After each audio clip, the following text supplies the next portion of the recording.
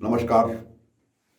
मैं सुभाष शर्मा आज आपके बीच में नंदा देवी बायोस्फीयर से जुड़ी हुई जो संवेदनशील घटनाएं पूर्व में घटी उनके बारे में कुछ अति अति महत्वपूर्ण आज आपको जानकारी देना चाहता हूं।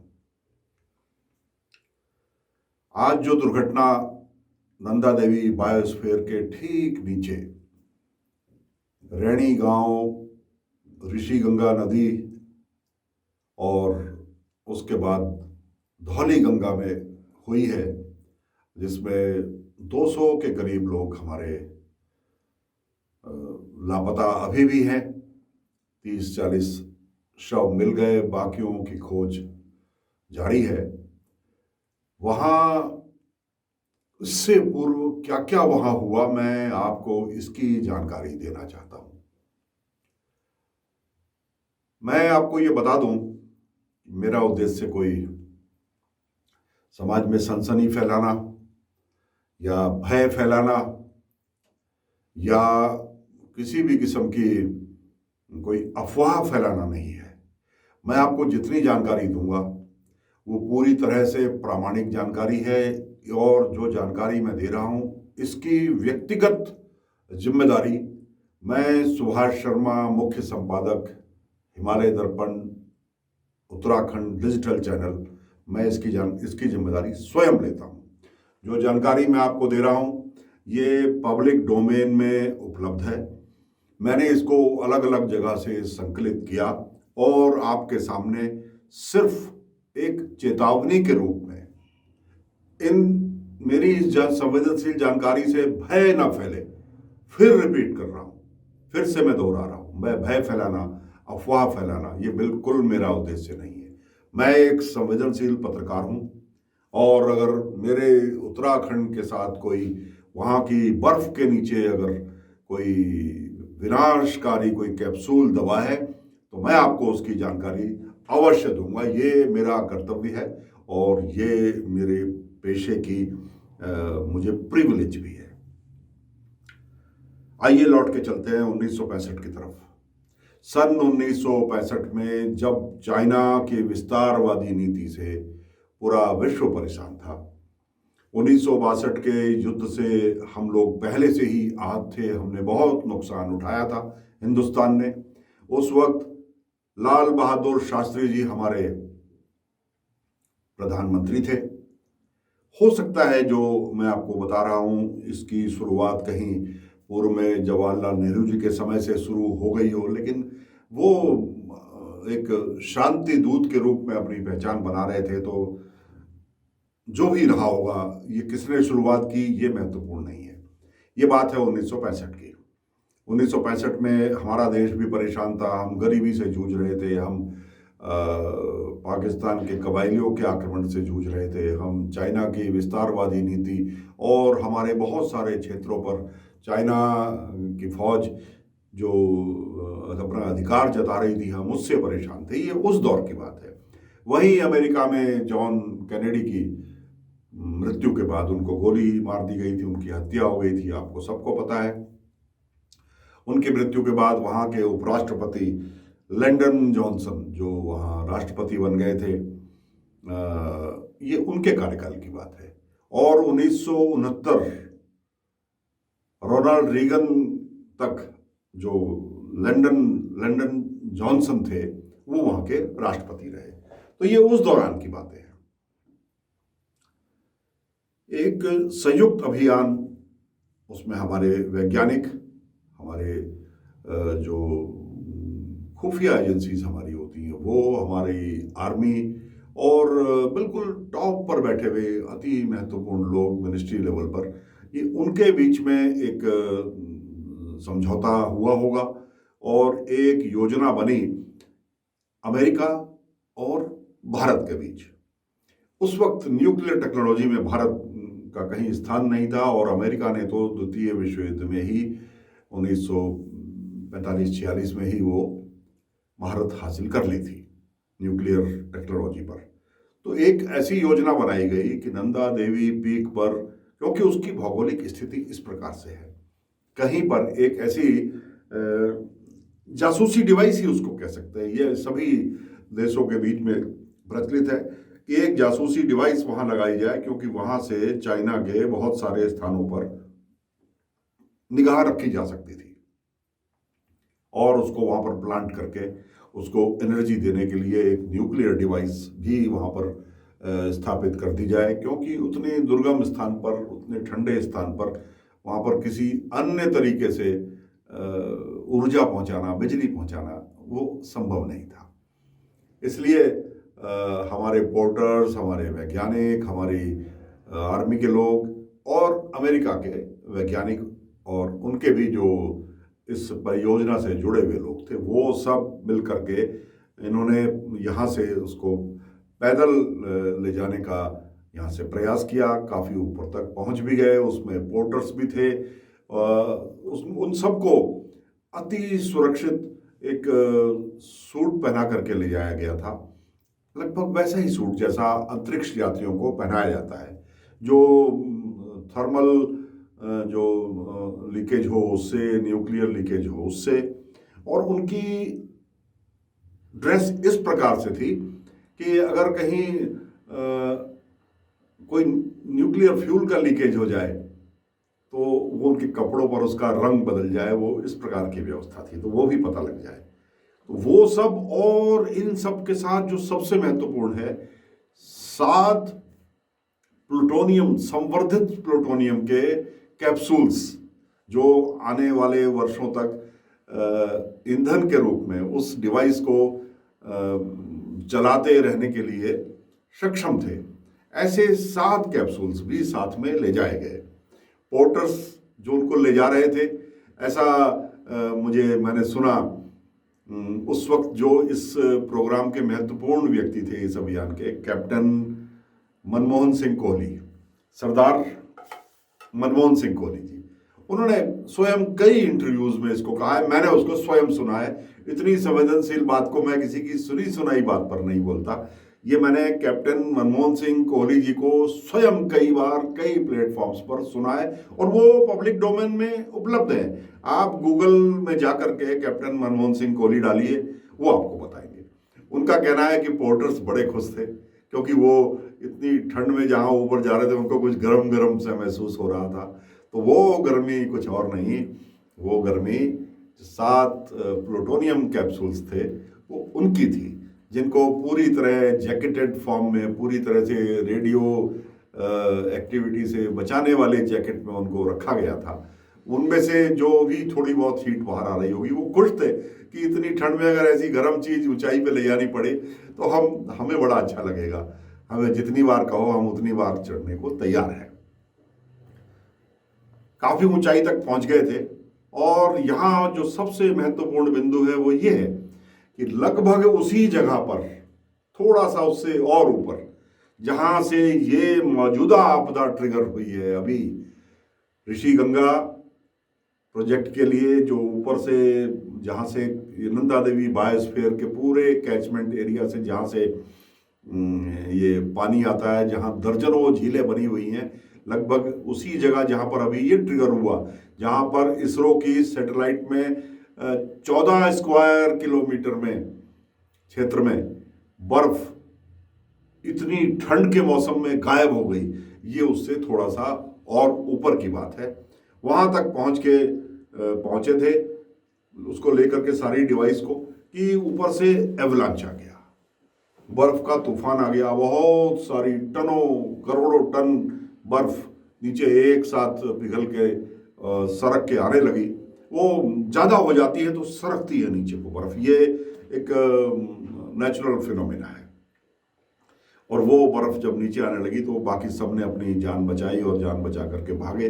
उनमें से अगर कुछ एक लोग उस बर्फ में दबे भी हों तो इसकी जानकारी न पहले थी न अब है, लेकिन जो महत्वपूर्ण लोग थे वो सभी उसमें बच गए। और बच करके उसके बाद दोबारा 1966 में जब कोशिश की गई कि चलिए अब उसी जगह पर चलकर उसको फिर से ठीक करते हैं, तो वहाँ ना वो एंटीना मिले, ना वो वहाँ पर संयंत्र मिले, ना वहाँ पर वो जनरेटर मिला और ना ही वो 7 न्यूक्लियर कैप्सूल मिले जो वहाँ बर्फ के नीचे दब गए थे। अब यहाँ से एक सवाल पैदा होता है। मैं विज्ञान का विद्यार्थी रहा हूँ, मुझे न्यूक्लियर फिजिक्स और इलेक्ट्रॉनिक फिजिक्स ये मेरे फेवरेट सब्जेक्ट थे। मैंने ग्रेजुएशन किया है साइंस के साथ। जितना पढ़ा उतना मैंने ठीक से पढ़ा। बाद में सामाजिक कामों में लग गए तो फिर पढ़ाई ठीक से कर नहीं पाए, लेकिन मैंने जितना पढ़ा मुझे आज भी याद है। तो ये अति संवर्धित वाली उस स्टेज पर कि जहां पर एक ट्रिगर से वो न्यूक्लियर कैप्सूल ऊर्जा देने लगे, उसको इतना प्री एक्टिवेट करके यहाँ से ले जाया गया था, क्योंकि उतनी ऊंचाई पर, उतने दुर्गम स्थान पर उसको किसी वैज्ञानिक की देखरेख में तो रखा नहीं जा सकता था। उसको लगातार ठंडा करने की जरूरत होती है ऐसी न्यूक्लियर डिवाइस को। इसीलिए वो स्थान चुना गया कि बर्फ वाला स्थान है, यहाँ ऑटोमेटिकली माइनस में टेम्परेचर रहता है, और उसमें भी जो सबसे ज्यादा ठंडा मौसम था उसको चुना गया उस डिवाइस को वहां पर प्लांट करने के लिए। वो डिवाइस एक दुर्घटना हुई, प्राकृतिक दुर्घटना, उससे वो दब गया, वो यूनिट फिर वहां नहीं लग सकी। आज तो ये सब काम सैटेलाइट वगैरह से होते हैं, उस वक्त ये टेक्नोलॉजी हमारे पास नहीं थी। और ये प्रामाणिक रूप से मैं कह सकता हूं कि वो 7 कैप्सूल्स नंदा देवी के उस बर्फीले भंडार के नीचे आज भी दबे हुए हैं। इसको कोई भी, मेरी इस बात का प्रतिवाद भारत सरकार का कोई विभाग नहीं कर सकता। मेरी एक जिम्मेदारी है कि मैं भविष्य के लिए अपने समाज को, अपने वैज्ञानिकों को, अपनी सरकारों को, अपने समाज को मैं चेताऊं कि ऐसी दुर्घटनाएं दोबारा ना हो। ये मेरा उद्देश्य सिर्फ इतना है। तो वो वहां क्या कोई करवट ले रहे हैं?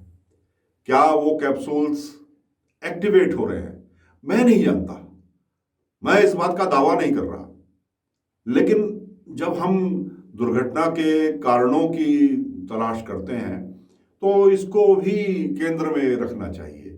जो लोग विज्ञान जिन्होंने पढ़ा हुआ है वो मेरी इस बात की गंभीरता को ढंग से समझ रहे होंगे। और ये बड़ी सामान्य बात है आज की तारीख में कि इतनी भयंकर सर्दी में, माइनस के टेम्परेचर में, जहां 4 दिन पहले ही, जहां 2, 3, 4 तारीख को हैवी स्नोफॉल हुआ होगा, सामान्य से ज्यादा, वहां 7 फरवरी को इतनी ज्यादा गर्मी कैसे पैदा हो गई कि पानी का एक भंडार वहां से फूट पड़ा।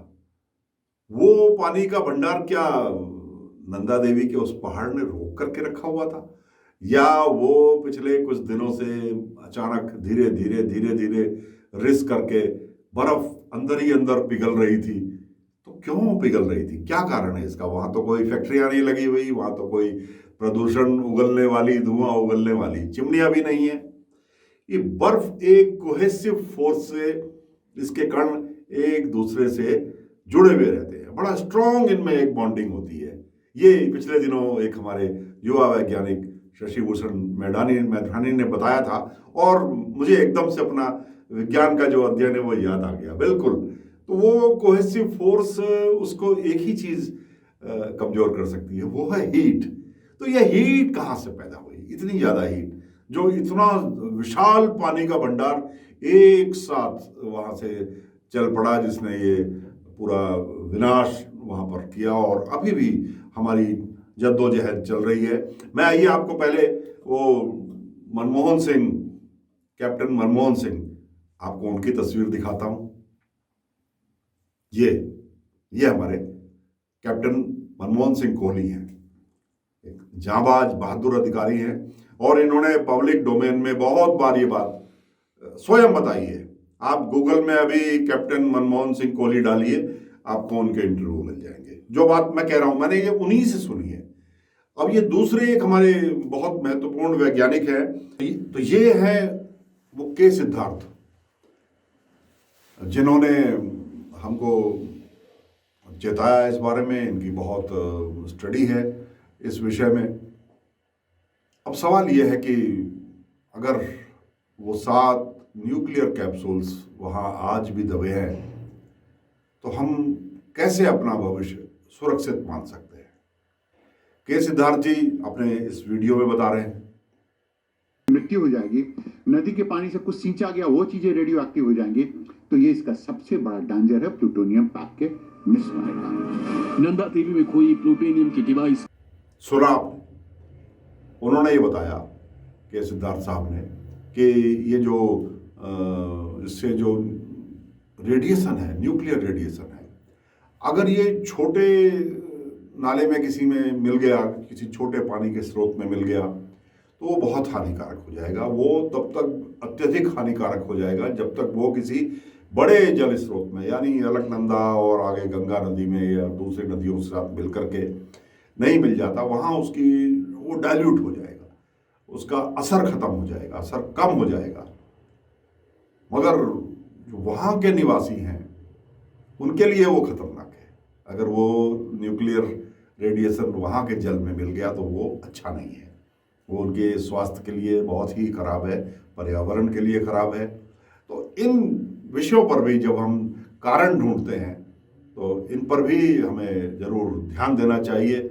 मुझे उम्मीद है कि जब बहुत ही उच्च स्तरीय समिति वहाँ जांच करेगी तो इस बिंदु को भी केंद्रित करके जांच करेगी।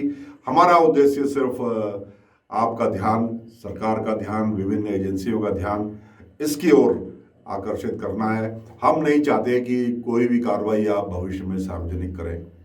हम ये चाहते हैं कि आपको ज़रूरत पड़े तो वहाँ के सारे लोगों को कहीं और विस्थापित कर दें, किसी बेहतर जगह पर, और उस स्थान को एक बार जो न्यूक्लियर रेडिएशन है वहाँ पर, जिसकी संभावना है, ईश्वर करे ना हुआ हो, उससे मुक्त करा सके। ये आज के युग में टेक्नोलॉजी इतनी है कि आज के युग में इसको करना मुश्किल नहीं है, ये किया जा सकता है। तो मैं आज उम्मीद करता हूँ कि हमारे जो बचे हुए श्रमिक हैं, जो अभी भी सुरंग में फंसे हुए हैं, उनको उन तक पहुँचने का कोई ना कोई रास्ता हम उस कीचड़, पानी, मलबे आदि को हटा करके उन तक पहुँचने में कामयाब होंगे। हमारी जांबाज फोर्सेस उन तक पहुँचने का पूरा भरपूर प्रयास कर रही हैं। आज संभवतः एक प्रयास और किया जाएगा कि टनल में कहीं पर कोई होल करके उसके अंदर कैमरा डाल करके किसी दूसरे स्थान पर देखा जाएगा अंदर की स्थिति को, और जो बचे हुए लोग हैं उनसे संपर्क स्थापित करने की कोशिश की जाएगी। हम बहुत बहुत शुभकामनाएं इस प्रकार के अभियान को देते हैं। हमारे देश और हमारा प्रदेश उत्तराखंड, ये हमको जान से भी ज़्यादा प्यारा है। हम देश हित के खिलाफ, देश हित के विरुद्ध न कभी थे न कभी होंगे। हमारा उद्देश्य सिर्फ एक जन चेतना जागृत करना है। उम्मीद है आपको हमारी इस जानकारी से लाभ हुआ होगा। फिर किसी अन्य जानकारी के साथ आपके बीच में फिर से उपस्थित होऊंगा। मैं सुभाष शर्मा, हिमालय दर्पण उत्तराखंड न्यूज़ चैनल के लिए आपका बहुत बहुत आभार प्रकट करता हूँ। नमस्कार।